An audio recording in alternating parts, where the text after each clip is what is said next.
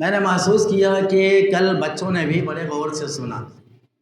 ابھی میں نے بچوں سے پوچھا، اوپر بچے روز مستی کرتے ہیں، اوپر کھیلتے ہیں، بچیاں اور بچے.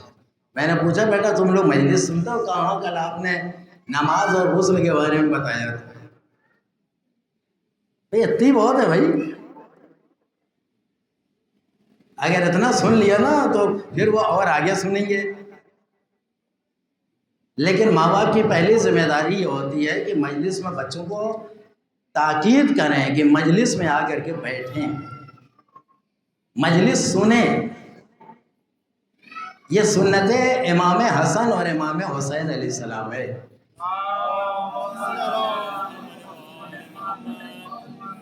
کہ جب حسنین کو ان کی ماں فاطمہ زہرا مسجد بھیجتی تھی نانا کا خطبہ سننے کے لیے، اور جب بچے واپس آتے تھے تو فاطمہ بچوں سے پورا خطبہ سن لیتی تھی،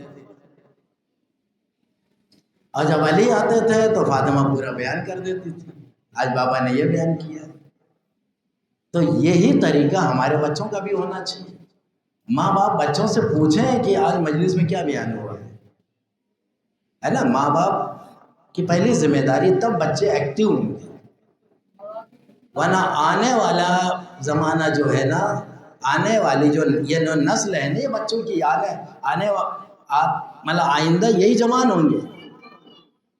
اگر آج ان کو فرش اعلیٰ پہ بیٹھائیں گے نہیں، عادی نہیں بنائیں گے، تو وہ جوان ہونے کے بعد بھی نہیں بیٹھیں. یاد رکھیے، پھر چند لوگ ہوں گے اور سب باہر رہیں گے، کیونکہ انہوں نے بچپنے سے سیکھے ہی نہیں، ہم نے بتایا نہیں ان کو. یہ ماں باپ کی پہلی ذمہ داری ہے. پہلی ذمہ داری ہے کہ بچوں کو گھر سے لے کے آئے تو ان کو بتائیں بیٹا مسجد میں مجلس میں بیٹھنا، اور جو بھی بیان ہو رہا ہے سنو، کوشش کرو سننے کی، مستی مت کرو. خود بخود بچے جو ہیں ان کے اندر شعور پیدا ہوئے. ورنہ وہ بچے تو یہ سوچیں گے کھانا پک رہا ہے نیچے، اوپر مستی کریں گے، کبڈی کھیلیں گے، کھیلتے ہیں روز، کرکٹ کھیلیں گے. کبھی ماں باپ نے پوچھا کہ میرا بچہ آیا تو کہاں ہے، کیا کر رہا ہے؟ جبکہ آپ نے سنا ہوگا یہاں اوپر سے یہاں بھی آواز آتی ہوگی، دڑ دڑ دڑ دڑ.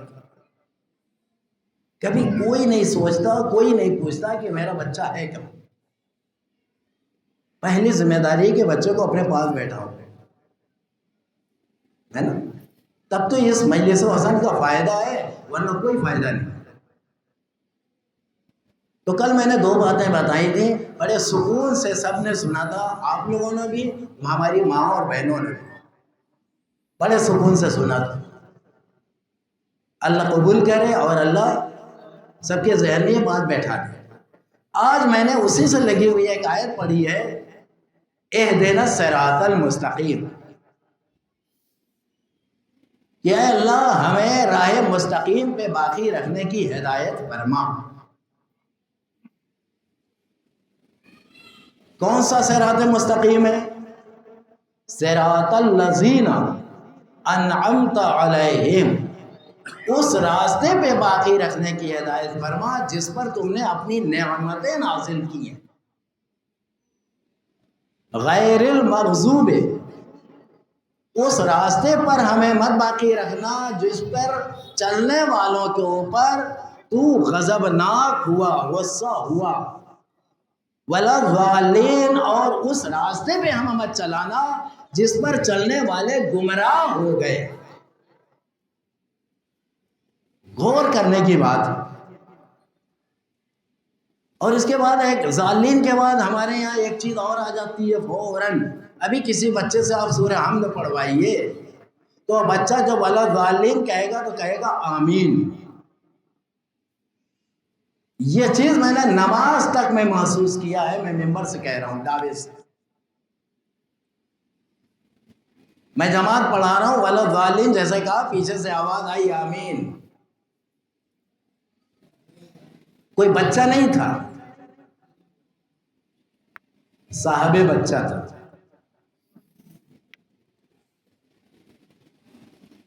اگر جب ماں باپ یہ طریقہ اپنائیں گے تو بچے تو خود بخود اپنائیں گے بھائی. جبکہ میں بارہا یہ عرض کر چکا ہوں کہ یحرم التامین فی الصلاۃ، نماز میں آمین کہنا حرام ہے. سمجھ رہے ہو؟ تو چونکہ عادت پڑی ہے نا بچپنے سے،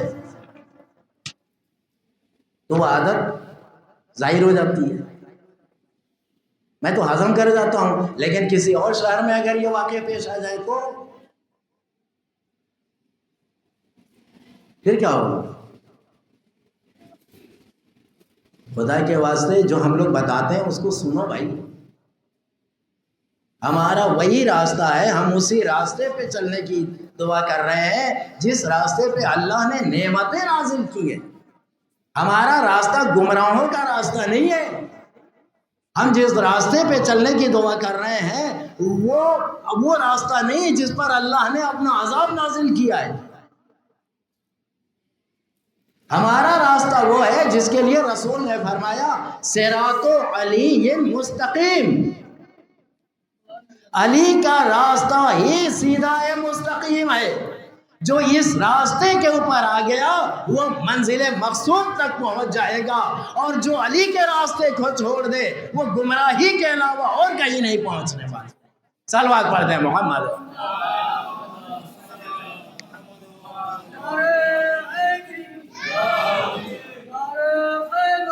یا اللہم صلی اللہ علیہ. گمراہی کے راستے پہ ہمیں نہیں چلنا ہے. ہم دعا کر رہے ہیں اہدنا الصراط المستقیم. صراط مستقیم پہ باقی رکھنے کی ہدایت فرما. اور بھی ترجمہ ہوتا ہے صراط مستقیم کی ہدایت فرما. اب جو بھی صحیح ہو بھائی، ہم تو یہی کہ دعا کرتے ہیں کہ ہمیں راستہ مل گیا ہے، اب ہمیں اس پر، کیونکہ ہم نے علی کا راستہ پکڑا ہے. اور جب علی کا راستہ پکڑا ہے تو شرعی معاملے میں ہم دوسروں کو کیوں پکڑیں؟ بات پہنچ گئی کہ نہیں دماغ تک، ذہن تک؟ جب ہم نے علی کا راستہ اپنایا ہے تو شرعی معاملے میں ہم دوسرا عمل کیوں کریں بھائی؟ دوسروں کا، چاہے وضو کا ہو، چاہے غسل کا ہو، چاہے نماز کا ہو.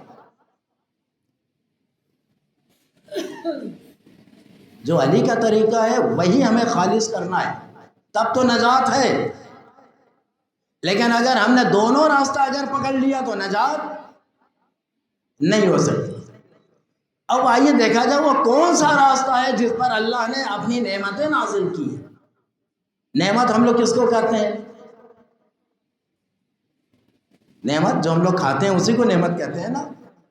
دسترخوان پہ ڈھیر ساری نعمتیں جیسے رمضان میں ہوتی ہیں تو نعمت ہی نعمت ہوتی ہے اللہ کی. کیا نعمت یہاں کے اوپر وہی ہے جو ہم لوگ کھاتے ہیں؟ وہ نعمت نہیں ہے، یہ الگ نعمت ہے جو اللہ نے اپنے خاص اور مقرب بندوں پر نازل کیا ہے. اور یہ اتنی عظیم نعمت ہے کہ اس نعمت کے مقابلے میں دنیا کی کوئی نعمت برابری نہیں کر سکتی ہے. صلوات پڑھ دیں محمد. اور یہ دنیاوی نعمت تو ہم نے کھایا اور ختم ہو گئی، لیکن وہ نعمت کبھی ختم ہونے والی نہیں. اب آئیے دیکھا جائے وہ کون سی نعمت ہے. جب حاجیوں کو لے کر کے سرکار دو عالم مکے سے مدینے کی طرف جا رہے تھے، اور جب میدان غدیر پہ پہنچے اور حکم پروردگار ہوا کہ اے میرے حبیب یا ایھا الرسول بلغ، جبریل آئے کہ اے رسول آپ اس پیغام کو پہنچا دیجئے. اگر اس پیغام کو آپ نے نہیں پہنچایا تو آپ نے کوئی بھی اجر کار رسالت علم تفعل وما بلغت رسالتہ واللہ یعصمک من الناس الی آخرہ. یہ آیت نازل ہوئی. اللہ کے رسول نے اس آیت کے نازل ہونے کے بعد کون سا عمل اختیار کیا؟ حاجیوں کا مجمع ہے. کچھ ایسے حاجی تھے جو رسول سے آگے آگے چل رہے تھے، ہے نا ایسے، اور کچھ حاجی تھے جو رسول کے یہ تو اپنی اپنی قسمت کی بات ہے کہ کچھ آگے آگے چل رہے تھے، کچھ پیچھے پیچھے چل رہے تھے، اور کچھ رسول کے ساتھ چل رہے تھے۔ جب آیت نازل ہوئی تو اللہ کے رسول نے کیا کیا کہ بھائی سب کو بلاؤ، جو آگے بڑھیں گے ان کو جلدی کیا ہے کی بھائی مجھ سے اتنی دور جانے کی، بلاؤ ان کو۔ اور جب پیچھے رہ گئے تو ان کے لیے کہا بھائی انتظار کر لو، انتظار کر لو۔ لیکن اس انتظار کے لیے اللہ کے رسول نے ایک سلوگن دیا، وہ کیا تھا؟ حی علی خیر العمل۔ کل سوشل میڈیا کے اوپر ہے کہ وہ کیا ہے آج کل جو علی کے بکس میں جو بھونکتے رہتے ہیں نا کتوں کی طرح سے، وہ کہہ رہا ہے کہ مطلب حی علی خیر العمل کبھی تھا ہی نہیں، امیر علی ولی اللہ کبھی تھا ہی نہیں مسجد نبوی میں۔ ارے جو غدیر بھلا دے گا وہ حی علی خیر العمل بھی بھلا دے گا، علی ولی اللہ بھی بھلا دے گا۔ صلوات پڑھ دے محمد اور علیہ، بغیر سر پیر کی لے کے بیٹھ جاتے ہیں اور چیلنج کرتے ہیں کہ کوئی جواب دے دے۔ میں تو وہاں جو کمنٹس آتا اس میں سوائے لعنت کے کچھ اور لکھتے ہی نہیں ہوں کہ تیرے اوپر بھی لعنت، تیرے باپ پہ بھی، اور تیرے، اور کیا جواب دے بھائی؟ فون سے تو بات کر نہیں سکتے اور وہ میرے کمنٹ کا جواب دے گا نہیں۔ سنتے ہیں نا لوگ، بہت سارے لوگ سنتے ہیں، ایسا تو نہیں، سننا چاہیے۔ دیکھیں تو کہ ان کے دل میں زہر کتنا ہے اہل بیت کے خلاف۔ بہرحال جب اللہ کے رسول نے سلوگن دیا اس کو کس کے حوالے کیا؟ جناب سلمان فارسی، جناب مقداد، جناب ابو ذر غفاری، یہ صحابی رسول تھے وہاں پہ غدیر میں، اور بھی بہت سارے تھے۔ لیکن اللہ کے رسول نے ذمہ داری کس کو سونپی؟ رسول کا انتخاب ہے، ہر کسی کا انتخاب نہیں ہے۔ اشارہ ہے میرا، سلیکٹ کیا ہے چند لوگوں کو۔ حاجی تو سب تھے نا، صحابی تو سب تھے، لیکن جس کے اوپر زیادہ بھروسہ ہوتا ہے اسی کو قریب بلایا جاتا ہے اور اسی کو ذمہ داری بھی دی جاتی ہے۔ نعرہ لگنا شروع ہوا، حی علی خیر العمل، خیر عمل کی طرف، نیک عمل کی طرف دوڑو۔ پھر کیا ہوا؟ پیغام تو بڑا اہم تھا، حاجی کی تعداد 1.25 لاکھ سے بھی زیادہ تھی۔ اگر رسول زمین کے اوپر ہی اگر پیغام پہنچاتے تو سارے کے ساری کل صحابی یہ کہہ دیتے ہمیں تو پتہ ہی نہیں، نہ تو ہم نے سنا نہ تو ہم نے دیکھا، کہتے کہ نہیں برابر میں مجمع ہو۔ ارے آپ جب ہمارے جیسے ایک چھوٹے سے طالب علم کے لیے 10-20-50 ہزار کے مجمع میں آپ اسٹول رکھتے ہیں تقریر کرنے کے لیے تاکہ مجمع دور سے بھی دیکھ سکے، کرتے کہ نہیں کرتے؟ امامی گیٹ میدان غدیر میں تو بڑا اہم پیغام پہنچانا تھا، اگر زمین سے پیغام پہنچا دیتے تو سارے کے سارے مکر جاتے۔ اللہ کے رسول نے کہا بھائی ممبر بناؤ۔ ممبر بنے کیسے؟ کارپینٹر تھا نہیں، ممبر بنانے کے لیے لکڑی چاہیے، ممبر بنانے کے لیے ہتھوڑی چاہیے، ممبر بنانے کے لیے کیلیں چاہیے، وہاں جنگل میں کہاں سے آئے گی؟ کچھ صحابیوں نے کہا یا رسول اللہ اگر اجازت ہو تو ہم مدینے چلے جائیں، وہاں سے ممبر لے کے آ جاتے۔ آتا کہ نہیں آتا؟ ارے رسول اگر جبریل سے کہہ دیتے کہ جبریل عرش اعلیٰ سے ممبر لے آ تو جبریل لاتے کہ نہیں لاتے؟ لیکن اللہ کے رسول نے کہا کہ نہیں، نہ مجھے وہاں کا ممبر چاہیے نہ مدینے کا ممبر چاہیے، کیونکہ ممبر کی شکل کیسی ہوتی ہے دیکھ لیجئے۔ اللہ کے رسول نے کہا کہ آج چونکہ پیغام میرا بڑا اہم ہے تو ممبر بھی عجیب و غریب بنواؤں گا تاکہ لوگ اگر پیغام کو بھول جائیں تو کم کم سے کم ممبر تو یاد رہے گا کہ غدیر کے میدان میں محمد مصطفیٰ نے ایک عجیب و غریب ممبر بنایا تھا. جب ممبر یاد آئے گا تو پیغام بھی یاد آ جائے گا. صلوات پڑھ دے محمد اور آلہ. وہ عجیب و غریب ممبر کیسا؟ رسول کی نگاہیں ہیں بھائی. اب یہ مجمع اتنا بیٹھا ہوا ہے، اگر اس میں سے مجھے کسی کے بارے میں یہ پتا ہو کہ یار یہ جیسے میں مجلس پڑھنے بیٹھوں گا تو یہ بھاگ جائے گا، ہوتا ہے کہ نہیں ہوتا؟ ہوتا ہے نا؟ نہیں سمجھے، ذہن نہیں پہنچا آپ لوگ.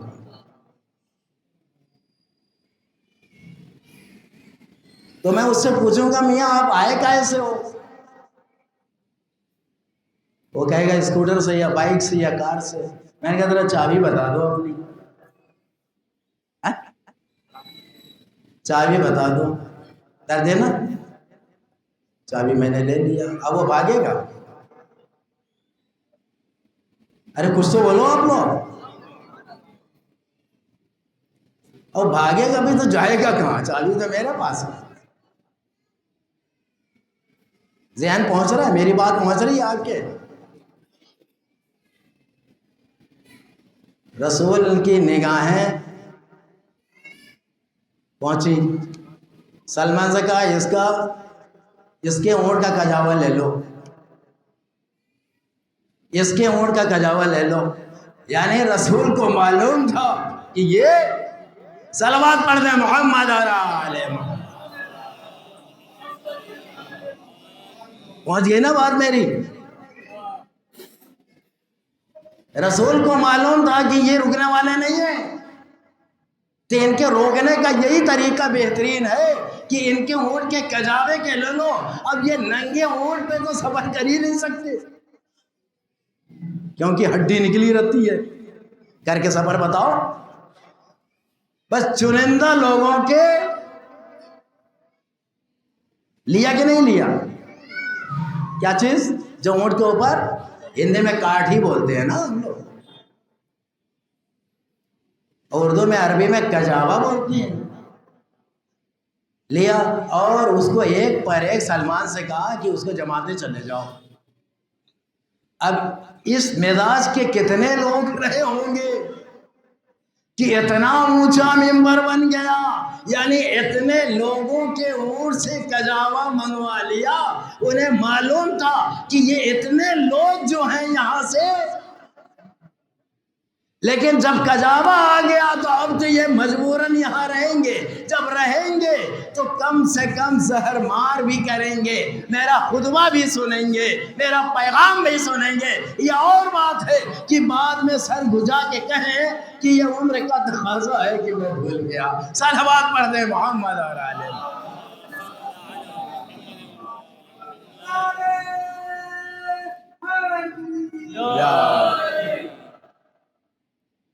کتنا حسین انتظام کیا اللہ کے رسول. جب ممبر بن گیا، کتابوں میں ملتا ہے بعض روایتوں میں کہ 72 زینے بن گئے تھے ممبر کے. بہت سے لوگ تو کہتے ہیں 2 ہی 3 ممبر. میں نے جو پڑھا 72 زینہ، اتنا اونچا کجاوا ہو گیا تھا. 72 زینے، یہ ہے نا زینہ. اور جب 72 زینے کے اوپر جا کے رسول کھڑے ہوں گے تو کتنی اونچائی رہی ہوگی. اور جانے کے بعد ایک جملہ ارشاد فرمایا خطبے میں کہ یہ بتاؤ تمہاری جانوں کے اوپر میرا زیادہ حق تصرف ہے یا تمہارا؟ سب نے ایک زبان کہا یا رسول اللہ آپ کا. یعنی آپ کا ہماری جانوں پر زیادہ حق تصرف ہے. ہم سانس لے رہے ہیں تو آپ کے قبضے میں، ہم بول رہے ہیں تو آپ کے قبضے سے.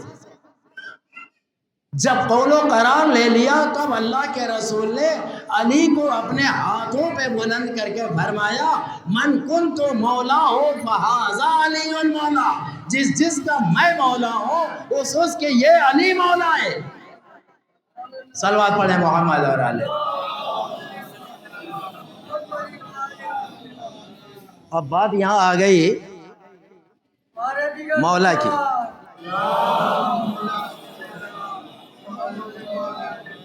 بات آ گئی مولا کی. مولا عربی لفظ ہے. اب کچھ لوگوں کو لفظ مولا کھٹکنے لگا.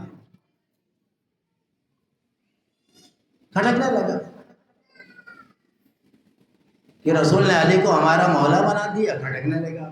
تو انہوں نے کیا چال چلی؟ کہا معنی ہی غلط کر دو. کیا کیا؟ مولا کے معنی کیا ہے؟ آقا کے. یہی ہے نا بھائی، قرآن میں ہے نا انما ولیکم اللہ ورسولہ، بے شک اللہ تمہارا ولی ہے. ولی سے ہی تو مولا بنا ہے.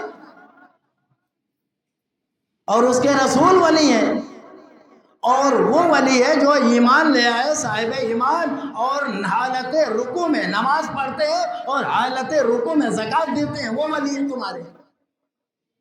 یعنی مولا. کیا کیا؟ کہا مولا کے معنی آقا کے نہیں ہیں. کیا ہے بھیا؟ کہا مولا کے معنی ہے غلام. بالکل پلٹ دیا. کہاں آقا اور کہاں مولا کے معنی ہوتے ہیں دوست. مولا کے معنی دوست. یہ بغض علی میں ہو رہا ہے. ہم مانتے ہیں کہ عربی میں ایک لفظ کے کئی معنی ہوتے ہیں، لیکن موقع محل بہت ضروری ہوتا ہے. میں نے عید غدیر والے جلسے میں وہ بتایا تھا، موقع محل قرینہ دیکھا جاتا ہے. آپ کی گفتگو کا آگا پیچھے دیکھا جاتا ہے. کیا ہے؟ جیسے میں نے مثال دی تھی کہ اردو تو ہماری زبان ہے نا ناصر بھائی، اردو تو ہماری ہے نا. اردو کے معنی کیا ہیں؟ ہم لوگ اردو تو بولتے ہیں، اردو کے معنی ہی نہیں معلوم. اردو کے معنی ہے لشکر، فوج. اور اردو جو ہے یہ فارسی لفظ ہے. جو فوجی چھاونی ہوتی ہے اس کو اردو گاہ بولتے ہیں فارسی میں. جیسے آپ انگلش میں کیا کہتے ہیں؟ فوج کا جو بیس ہوتا ہے، آرمی بیس، فارسی میں کیا کہیں گے؟ اردو گاہ. تو اردو گاہ سے ہی اردو لے لیجیے آپ. تو اردو کے معنی ہے لشکر اور گاہ کے معنی ہے جگہ. لشکر کی تو کیا ہوا؟ آرمی بیس ہوا، چھاونی ہوئی. بات سمجھ میں آ گئی؟ اردو ہم لوگ بولتے ہیں، اردو کی معنویت پہ ہم لوگ کبھی غور نہیں کرتے. کمی اپنی ہے. اردو میں ایک لفظ ہے، میں بہت سے لفظ نہیں کہوں گا، ایک لفظ دوں گا ناصر بھائی اگر آپ تک پہنچ جائے بات. اردو میں لفظ ہے آدمی. آدمی کس کو کہتے ہیں؟ مجاہد میں انسان کو. آدمی کہتے ہیں مرد کو، آدمی کہتے ہیں انسان کو. ٹھیک ہے، سمجھ میں آئے گا نا؟ آدمی کس کو کہتے ہیں؟ مرد کو. انسان کو. عورت کو تو نہیں کہیں گے. اب آئیے، آدمی ہے اس کے دو معنی ہیں اردو میں، لیکن قرینہ میں بتا رہا ہوں. قرینہ اس کو کہتے ہیں آپ کی بات کو آگے اور پیچھے کو دیکھ کے اس کا معنی نکالا جائے. لوگوں نے مولا کے معنی غلام اور دوست اور فلاں پتہ نہیں کیا کیا کر دیا. ہم مانتے ہیں عربی میں ایک لفظ کے کئی معنی ہیں، ہر زبان میں ایک لفظ کے کئی معنی نکلتے ہیں، لیکن قرینہ دیکھا جاتا ہے. رسول نے کیا فرمایا تھا؟ من کنتو. قرینہ کیا ہے بھائی؟ یہ کہنے کی ضرورت کیا تھی اتنا بڑا اہتمام کرنے کے لیے کہ میرا دوست ہے؟ چلچلاتی دھوپ میں قرینہ تو دیکھو آپ وہاں پہ. بھائی قرینے سے کلام کا وزن ہوتا ہے. اب آئیے اردو والا قرینہ. آپ کی اہلیہ گئی زیارت کرنے، مان لیجیے مثال دے رہا ہوں، پیسے والے ہیں آپ، نوکر چاکر بھی ہے آپ کے پاس، آپ کسی کام سے اپنی اہلیہ کے ساتھ نہیں گئے سفر پہ، بات سمجھ میں آ رہی؟ آپ نے کسی آدمی کو جو آپ کے انڈر میں تھا اس کو ہم لوگ کیا کہیں گے؟ نوکر کہیں گے نا، نوکر ہی کہیں گے نا۔ آپ نے اس کو لگا دی ہے، مثال دے رہا ہوں، حقیقت مت سمجھنا، سمجھانے کے لیے آپ نے لگا دیا۔ وہاں سے کال آ گیا کہ ہم فلاں فلائٹ سے بھوپال پہنچ رہے ہیں، آپ نے کسی اپنے پہچان والے آدمی کو بھیج دیا ایئرپورٹ، آپ کے پاس ٹائم نہیں تھا، ایئرپورٹ گئے، دیکھا کہ ایک خاتون ایئرپورٹ سے باہر نکل رہی ہے، اور آگے آگے ایک شخص اٹیچی پکڑے ہوئے، کرینہ دیکھیے گا، کرینہ ایک شخص اٹیچی پکڑے ہوئے خاتون کے آگے آگے چل رہا ہے۔ جب آپ قریب پہنچے تو آپ نے خاتون سے پوچھا یہ کون ہے؟ انصر بھائی، عورت نے کہا یہ میرا آدمی ہے۔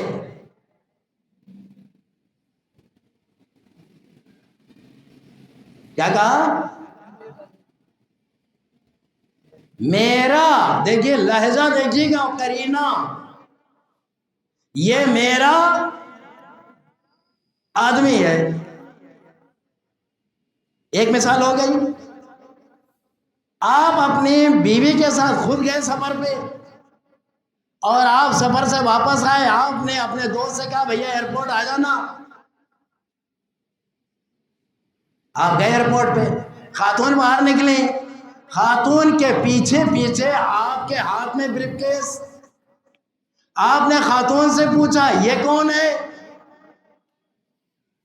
خاتون نے کہا یہ میرے آدمی ہے۔ بات نہیں پہنچی، پہلے کہا تھا یہ میرا آدمی ہے، اور اب چونکہ میاں بیوی ہے تو عورت نے کہا یہ میرے آدمی ہے۔ کرینہ بدلا کہ نہیں بدلا؟ وہ میرا آدمی ہے، یعنی وہ نوکر تھا، نوکر جو تھا اس کے لیے کہا میرا آدمی ہے، لفظ ایک ہے، قرینے سے معنی بدل گیا۔ صلوات پڑھ رہے ہیں محمد اور آل۔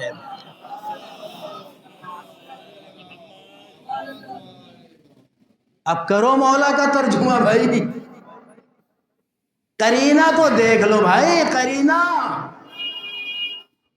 جب مولا بنا دیا پر رسول نے، تب اب آیت نازل ہوئی جو میں نے کہا تھا انعمت علیہم، پروردگار اس راستے پہ باقی رکھنا جس پر تم نے اپنی نعمتیں نازل کی ہیں۔ ادھر رسول نے علی کی ولایت کا اعلان کیا، ادھر سے جبریل آئے، کریمہ لے کے آ گئے، الیوم اکملت لکم دینکم واتممت علیکم نعمتی ورضیت لکم الاسلام دینا، یعنی اسلام بھی مکمل ہو گیا اور اللہ کی طرف سے نعمتیں بھی تمام ہو گئی۔ صلوات پڑھ دے محمد اور آل۔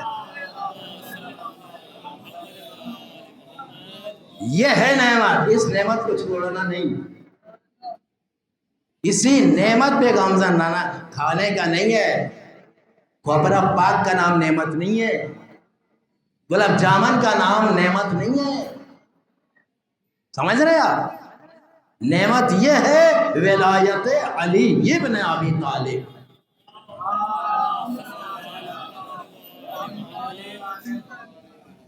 شکر کیجئے، شکر کیجئے کہ علی کی ولایت ہمارے سینے میں، یہ ہے سب سے بڑی نعمت، سب سے بڑی دولت۔ اب وہ ترجمہ تو کرتے رہیں گے، کیوں ترجمہ کرنا شروع کیا انہوں نے؟ کیوں کیا؟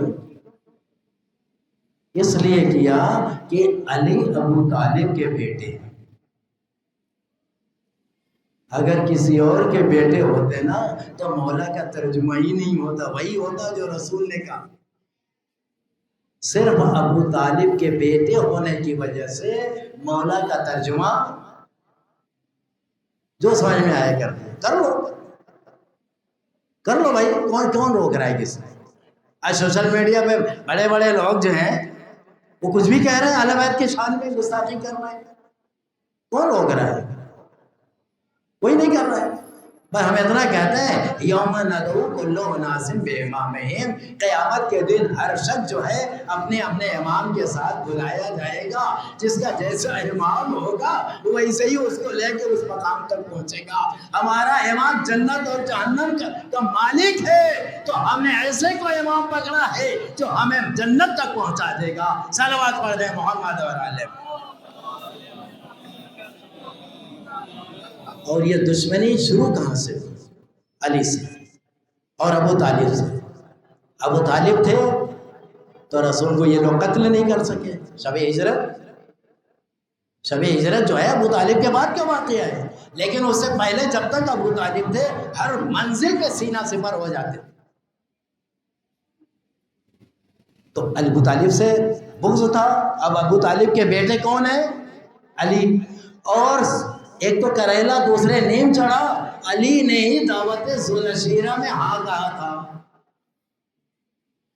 بھائی جب رسول نے کہا تھا نا تم میں سے کون ہے جو میری مدد کی ذمہ داری لے، وعدہ کرے، اور جو میرا ناصر ہوگا، مددگار ہوگا، وہ میرا خلیفہ ہوگا، میرا جانشین ہوگا، سب کچھ ہوگا۔ 3 دن کی بات تھی نا، دعوت پہ دعوت، دعوت پہ دعوت، دعوت پہ دعوت۔ دیکھیے جو کھانا کھا کے بھاگ جائے، دعوت ذوالشیرہ میں رسول نے دعوت کی ابو طالب کے گھر میں، کھانا کھانے کے بعد ابو جہل نے کیا کیا تھا؟ سب کو بھگا لے گیا، چلو کھانا کھاؤ بھگ لو۔ اب آگے یہاں کے لیے مجھے کچھ کہنے کی ضرورت ہے کیا؟ صلوات پڑھ دیں محمد علیہ۔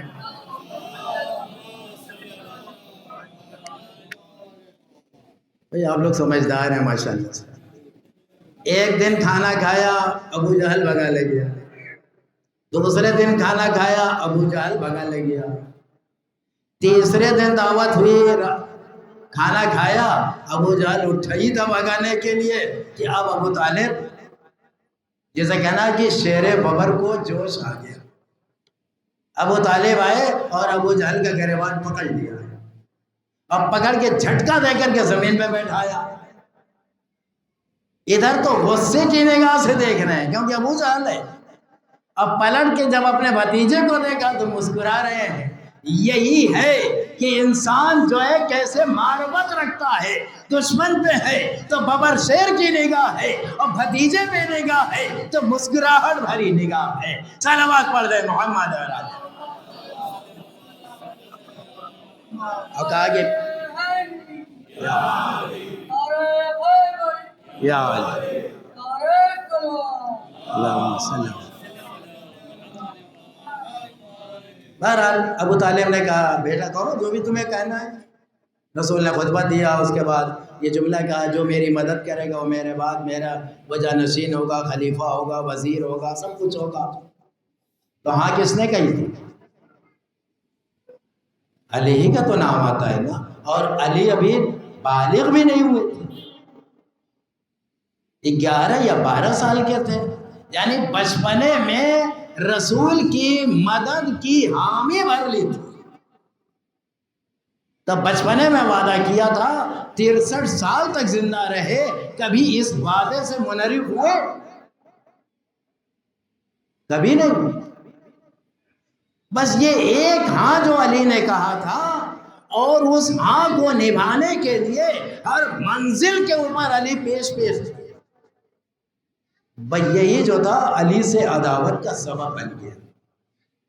یہی جگہ جہاں دیکھو یہ ہے، یہاں دیکھو یہ، جہاں دیکھو خیبر ہو تو یہ، احد ہو تو یہ، بدر ہو تو یہ، خندق ہے تو یہ، موتا ہے تو یہ، صفین ہے تو یہ۔ ارے میرے بھائی آپ بھی تو آ جاؤ۔ یہ بکس، یہی ایک ہاں جو تھی، یہی کربلا کا سبب بنی۔ اور کیجیے علی نے جو دعوت ذوالعشیرہ میں ایک ہاتھ آیا تھا نا رسول کی مدد کے لیے کہ دشمن کو کبھی کامیاب نہیں ہونے دیا، چاہے 40 ننگی تلواروں کے درمیان سونا پڑ جائے۔ ہے کوئی مائی کا لال علی کے علاوہ جو سویا ہو رسول کو بچانے کے لیے؟ ہاں کہا ہے تو نبھایا بھی ہے۔ یہی ہاں جو ہے واقع کربلا کے سبب بن گیا، کیونکہ جو یزید تھا وہ یہ سمجھ رہا تھا کہ علی اگر نہ ہوتے تو میرے باپ دادا جو ہے کل ہی کامیاب ہو گئے ہو۔ اس ایک ہاں کی وجہ سے اس کے ماں باپ دادا کو کامیاب نہیں ہونے دیا علی۔ یہی سوچ کے یزید نے حسین کو کربلا بلا لیا، بہانہ کر کے کہ بیعت کر دیا۔ علی کی عداوت اس کے سینے میں کود کود کے پائی جاتی، اور یاد رکھیے جس کے دل میں علی کا بغض ہو وہ کبھی بھی جنت کی خوشبو بھی نہیں سن سکتا، اور جتنے اس کے ماننے والے ہیں سب کا حشر یزید کے ہی ساتھ ہوگا۔ سمجھ رہے ہیں آپ؟ حسین کربلا پہنچ گئے، 2 محرم کو پہنچے، 10 محرم کو ساری شہادت، 11 محرم کل تھی، آج تو تیجا ہو رہا ہے۔ 11 محرم جب آئی، میں آپ کو پہلے یہ بتا دوں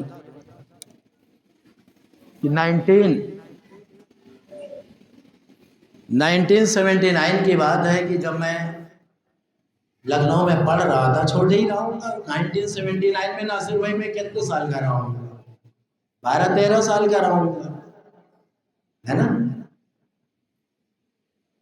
اور رمضان کا دن تھا، 23 رمضان، رات بھر اعمال کیا تھا، اور 23 رمضان کو الوداعی جمعہ آ گیا تھا۔ 23 رمضان رات بھر اعمال کر کے ہم لوگ فجر کی نماز پڑھ کے سوئے تھے، جمعہ پڑھنے نہیں گئے آصفی مسجد میں جو بڑا امام پڑھا ہے۔ اس زمانے میں نماز کلب عابد صاحب قبلہ مرحوم پڑھایا کرتے ہیں۔ ظاہر بات ہے ایک جگہ جمعہ ہو رہا، پورا لکھنؤ 8 لاکھ 10 لاکھ کی آبادی، جمعہ پڑھ کے لوگ آ رہے تھے کہ جہاں ہمارا قیام تھا کلب سعدی صاحب کی لائبریری ہے، ہم اس میں رہتے تھے، 7-8 لوگ، لائبریری کلب سعدی صاحب بہترین لائبریری، اور روڈ کے کنارے تھی، ہم لوگ اس میں رہتے تھے اسٹوڈنٹس 6-7۔ رمضان کا مہینہ تھا، جب ادھر سے مجمع آیا مین روڈ تھا، آنے کے بعد ہم لوگوں کے گھر کے سامنے ہی دنگا ہو گیا، آپس میں دونوں فریق، وہاں ہوتا تھا نا، مشہور ہے وہاں کا، ہم لوگ تو خواب غفلت میں رات بھر جگے ہیں، سو رہے ہیں، ہم لوگ کچھ نہیں پتا روڈ پہ کیا ہو رہا ہے۔ اچانک ہم لوگوں کے اوپر رہتے تھے، اتنی کھڑکیاں ٹوٹ ٹوٹ کے گرنا شروع ہو گئی، کیونکہ آدھی اینٹیں آ رہی تھی، کانچ ٹوٹ گیا، دروازہ ٹوٹ کے اینٹیں گر رہی ہیں۔ جب اتنا بڑا حملہ ہوگا تو آنکھ کھلے گی کہ نہیں؟ تو جب ہم لوگ اٹھے بدآواز بالکل، یہ کیا ہو گیا اچانک چاروں طرف سے، تو دیکھا وہ تو 5000 لوگوں نے ہم لوگوں کو گھیر لیا۔ اب ہم لوگوں کے پاس بچنے کا کوئی راستہ نہیں تھا، ہم گرے تھے اکیلے، اور چاروں طرف سے حملہ ہو رہا تھا پتھر سے۔ تھوڑی دیر کے بعد پولیس آ گئی، اور پولیس نے آ کے ہم لوگوں کا دروازہ توڑ دیا، دروازہ توڑ کے ہم لوگوں کو اندر گھس گئی، اور ہم لوگوں کو بے تحاشا مارنا شروع کر دیا، بہت مارا بھائی، بہت مارا، میری پیٹھ کی پوری کھال نکل گئی تھی، خدا گواہ ہے، گھٹنے پھٹ گئے تھے، یہ پھٹ گیا تھا، ہاتھ پھٹ گیا تھا، پیٹھ پہ تو نہ جانے، سر پہ نہیں مارا تھا نا، سر پہ پڑ جاتا۔ ہم لوگ 6-7 تھے، سب کو ہم لوگوں کو گرفتار کر کے اتنی چوٹ کھانے کے بعد حوالات میں لے کے بند کر دیا، روزے کی حالت میں، سمجھ رہے ہیں، روزہ تھا سب کا، حوالات میں لے کے بند کر دیا، وہ چھوٹے چھوٹے کمبل کے ٹکڑے ایسے پھینک دیے کتے بلی کی طرح سے۔ اب اس پر ہم لوگ کیسے سوئیں گے، پورا تو بدن زخمی تھا بھائی ہم لوگ۔ بہرحال کسی طرح سے ہم لوگوں نے رات گزاری روزے میں، صبح ہوئی، میں اس لیے یہ واقعہ سنا رہا ہوں کہ 11 محرم کا منظر سامنے آیا۔ جب صبح ہوئی ہے تو ہم لوگوں کے سامنے پولیس والے آئے اور حوالات کا دروازہ کھلا، تو مجھے خوشی ہوئی کہ شاید ہم لوگوں کو رہائی ملے گی، چھٹی۔ نام لے لے کے پولیس والا بلا رہا، ہم لوگ ایک ایک کر کے نکل رہے ہیں، اور باہر جو ہے وہ رسی لے کے کھڑا ہے دوسرا والا، اور میں نے کہی تو دوسرا مصیبت آ گئی۔ اب میں نکلا، میرے ہاتھ میں رسی باندھ، دوسرا نکلا اس کے ہاتھ میں رسی باندھ، تیسرا نکلا اس کے ہاتھ میں۔ منظر یاد آ گیا۔ اب اس وقت ہمارے دل پہ کیا گزرے گی کہ ابھی تو رات بھر ہم مصیبت میں ہی تھے، جاگے ہیں، روزے کی حالت میں، زخمی ہیں، کوئی دوا نہیں، کوئی پانی نہیں، کوئی کھانا نہیں، اور یہ ایک نئی مصیبت، اب یہ ہمیں کہاں لے جائیں گے؟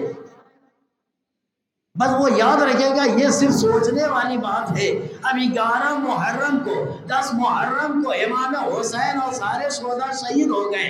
11 محرم کو شمر ملعون کچھ اونٹ لے کر کے آیا، ننگے اونٹ لے کر کے آیا، ہاتھوں میں رسی لے کر کے آیا، اور جب آیا ہوگا تو بیویوں کے دلوں پر کیا گزری ہوگی کہ کل تک تو شہادت کا بازار گرم تھا، اب یہ یزیدی ہمیں اب یہاں سے کہاں لے کے جائیں گے؟ بس ایک مرتبہ بیویوں کے گلے میں رسی باندھنا شروع کر دیا، ایک رسی میں 12 گلے باندھ دیے، ایک رسی میں 12 گلے باندھ دیے۔ اس میں زینب ام کلثوم بھی ہے، اور ام ریلہ بھی ہے، ام بروہ بھی ہے، رواب بھی ہے، اور 3 سال کی بیٹی سکینہ۔ سکینہ کا قد چھوٹا ہے، شہزادیوں کا، بیویوں کا قد بڑا ہے۔ بیویوں کا قدم چھوٹا بھی رکھیں گی تو سکینہ کے مقابلے میں زیادہ ہی رہے گا۔ تو سکینہ کے گلے کی رسی تنے گی کہ نہیں تنے گی؟ کسے گی کہ نہیں کسے گی؟ اور جب کستی تھی تو سکینہ تڑپ کے کہتی تھی، بھوپی اماں آہستہ چلو، میرا گلا کس رہا ہے رسی سے، کیونکہ میرا قد چھوٹا ہے اور قدم بھی چھوٹا۔ جزاک اللہ عزادارو، اب ظلم کی اب یہاں سے زیادہ شروعات ہو رہی ہے۔ 11 محرم سے اہل حرم کے اوپر اب کچھ زیادہ ہی مصیبت کا وقت آ گیا ہے۔ اب جیسے ہی قافلہ چلا ہے، عزادارو بیویوں کی چادریں تو شام غریبہ میں لوٹی جا چکی تھی، اور اب یہاں سے اب تازیانے پہ تازیانے کھائے جا رہے ہیں، سکینہ کے رخسار پہ تماچے لگائے جا رہے ہیں، سید سجاد کے ہاتھوں میں ہتھکڑی پہنائی گئی، سید سجاد کے پاؤں میں بیڑی اور گلے میں توق خاردار اور کمر میں لنگر۔ عزادارو ایک بیمار امام کے اس قدر اذیت دی گئی، اور اس کے بعد سید سجاد کو چلایا کس پر گیا؟ برابر راستہ نہیں تھا، بلکہ کانٹے بچھا دیے گئے تھے، ببول کے کانٹے۔ ذرا چل کے بتا دے کوئی بیمار امام، ہاتھوں میں ہتھکڑی، پاؤں میں بیڑی، اور کانٹوں کے اوپر چلائے جا رہا ہے، ستم بالائے ستم، وہ بھی بیمار ہے۔ اور جب امام نہ سے چلا نہیں جاتا تو شمر ملعون تازیانہ لگاتا ہے، شمر ملعون تازیانہ لگاتا ہے۔ اتنے تازیانے لگائے کہ جس مقام پر حسین کا سر نوکے نیزہ پہ رک گیا، اور شمر ملعون تازیانہ لے کے آ کے سوال کرتا ہے کہ سید سجاد بتا دو تیرے ماما کا سر آگے کیوں نہیں بڑھ رہا ہے؟ سید سجاد نے ایک مرتبہ اپنے بابا کے کٹے ہوئے سر کو دیکھا، جس سے آنکھوں سے آنسو جاری تھا۔ سید سجاد نے تڑپ کے کہا، اے بابا، ارے بتا دو آگے کیوں نہیں بڑھ رہے ہو؟ ارے مجھے اب تعزیانے کھانے کی اب طاقت نہیں ہے۔ کٹے ہوئے سر حسین سے یاد آئی، اے بیٹا، ارے سکینہ قافلے سے بچھڑ گئی ہے، جب تک سکینہ نہ آئے گی میں آگے نہ بڑھوں گا۔ انا للہ و انا الیہ راجعون، وسيعلم الذين ظلموا أي منقلب ينقلبون۔